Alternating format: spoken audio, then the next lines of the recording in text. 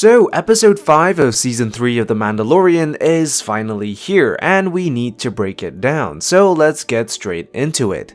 We begin the episode on Navarro, where we first see the half-missing statue of IG-11, which was partially taken down when Mando attempted to revive the droid.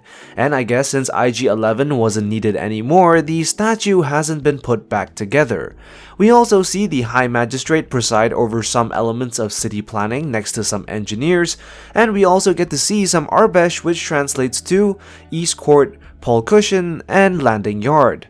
But it's all interrupted by the arrival of Gorian Shard, the Pirate King introduced in an earlier episode.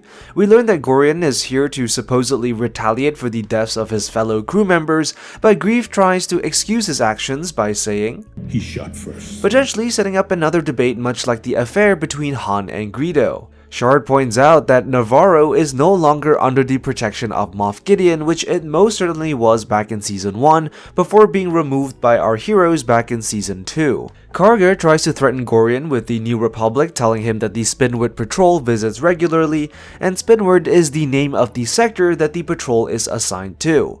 And we've also seen some of the members of the patrol during Mando's few encounters with the New Republic. But Gorian isn't concerned, as apparently the New Republic is already struggling to protect the Mid-Rim from the Pirate Nation. Now, the Pirate Nation is more than likely an entirely new faction, but it could also be a reference to the organization of pirates known as the Sovereign Latitudes of Maracavanya, led by Eleodie Maracavanya, nicknamed the Pirate Ruler of Wild Space. The flagship of the pirate organization is actually the Superstar Destroyer, the Annihilator, which was stolen and renamed by Eleodie to Liberty's Misrule. And the Superstar Destroyer effectively acted like a floating city for this massive pirate faction, so perhaps this is them causing trouble in the Mid-Rim. Gorian tells Greef that this isn't Sabaac, which is a reference to the well-known card game in Star Wars. We then visit the planet Adelphi, and we see a Y-Wing land on the base as an X-Wing leaves. We see some New Republic pilots hanging out playing what looks to be the Star Wars version of pool or snooker, and if you pay close attention to the background, you can actually see the different types of helmets used by the Rebellion and now the New Republic. And I love the music that we get throughout the scene, and it really reminded me of the music from Jedi Fallen Order. We get to see Captain Carson Teva and an old familiar face by the name of Zeb Aurelios. Zeb is of course from the animated Star Wars Rebels show, and this is actually the first time we've seen anyone from Ghost Crew cross over into live action, which is fantastic and lets us know that the Ahsoka show is getting closer and closer. Teva receives the plea of help from Greef Karga, and it's very much reminiscent of Leia's message of help to Obi-Wan in A New Hope. Teva decides to head to Coruscant himself to appeal for help, and just before he leaves, you can actually see another familiar face. The face of Deborah Chow, who cameos as Sesh Keter, a pilot that was first introduced back in season 1. And Deborah was also, of course, the director for the Kenobi show. And what's even cooler is that you can also see Rick Famuyiwa, who plays Jib Dodger, who was also seen as a pilot back in season 1 and has been a director for a few select episodes of The Mandalorian. And none but not least, donning his iconic hat is Dave Filoni as Trapper Wolf, seen quite a few times during the previous season, so it's pretty good to see him back here again. Teva meets with Colonel Tuttle on Coruscant and finds that help is difficult to come by. Really, the unconcerned attitude the Colonel takes towards a plea for help under the pretense that resources are limited is just a depiction of the causes that will eventually lead to the Republic's decline. Kane interjects herself by pretending to see if the Colonel needs anything from the commissary, but really it's just an opportunity to listen in on the conversation and to manipulate events to the advantage of the Imperials, although it's not clear what the overall plan is. Kane informs the Colonel that Navarro is not a member of the New Republic, which really sways the Colonel away from providing any support. You could interpret this entire scene as the growing failings of the New Republic. A dismissal of any potential threats from the Outer Rim and beyond is precisely what allowed the First Order to rise in the first place. We cut to Greef leading his people into hiding, and the way the entire scene has been shot definitely echoes depictions of biblical stories. Teva makes his way to the covert hideout, and it's initially very surprising as to how he found the place. But we soon learned that Teva was able to track its location through a rebel contact which happened to be R5, and this actually restores a bit of the Legends backstory for R5, as initially in canon, R5's involvement in the rebellion never actually occurred.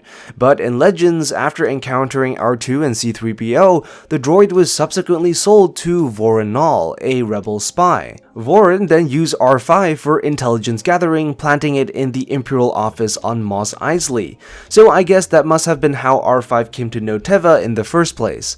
Although I must say, not sure how Mando would react to this, knowing that R5 was effectively a New Republic spy. Pax suggests that they kill him to hide the location of the covert, but Mando is against it as Teva did save him and Grogu once before. Mando realizes that he does need to help Greef Karga, and so he now has to convince the rest of the covert, which is not easy given the sour history between the Mandalorians and Greef. And the whole scene gives us an insight to how Mandalorian politics work. In Mando's hand, he holds the hammer of the armorer, symbolizing his right to speak at this present moment, and the system in which the discussion takes place is very similar to the debates that took place in ancient Greece, with members seated in a circle or semicircle as they listen to a member make their case. Mando also makes the case that this could be an opportunity for the Mandalorians to come out of hiding, to make camp in a place where they would be welcomed, all of which makes a whole lot of sense. Pax also decides to speak, and not going to lie, they really had us in the first half. But thanks to the debt Paz Vizsla owes to Mando and Bo due to them saving his son in an earlier episode, the mission is a go-ahead. But this also cements the idea that Paz is a very influential figure within the covert, and essentially to whoever wishes to be the future Mandalore. The Mandalorians make their way to Navarro, and we see the pirates celebrating in the streets. Mando distracts the pirate fighters, and Greef tells Mando to be careful as he is outnumbered, which Mando responds with, I like those odds. which is a slightly different take on the original iconic line. Never tell me the odds. Bo-Katan's ship moves in and the Mandalorians drop into the city below. While there's not much to break down in terms of references to the deeper lore, the entire action sequence is honestly fantastic. From the overall Mandalorian strategy to the depiction of Mandalorians for the most part mowing down pirates is honestly Star Wars at its best. A Kowakian monkey warns the Mandalorian of a possible ambush. Everything goes mostly according to plan until the pirates pull out the big guns. The armorer gets another badass moment by taking out the pirates with her work tools, and we even get a scene where a lone Mandalorian takes down a fighter all by himself. Vane flees the scene and Gorian refuses to retreat, saying, In a puffer pig's eye.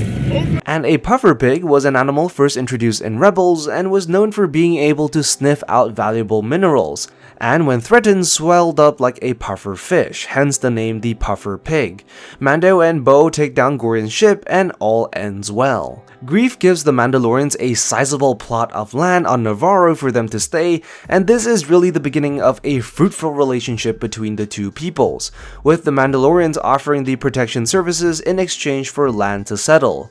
Paz tells Bo that the armorer wishes to see her, and we venture down into the sewers from season 1. The armorer seemingly out of nowhere tells Bo to remove her helmet, and that if she respects the armorer, Bo would do as she asks, which really is a power play if you ask me. The armorer tasked Bo-Katan with the unification of the Mandalorians, believing that she is the right person for the job, as she saw the mythosaur. But it's really not as simple as it seems, and there is definitely a whole lot more to it than what meets the eye. And I will be doing another video on that soon. The armorer also declares that it is time to retake Mandalore, setting up the end objective of Season 3. Teva finds a damaged Lambda shuttle and begins to inspect it.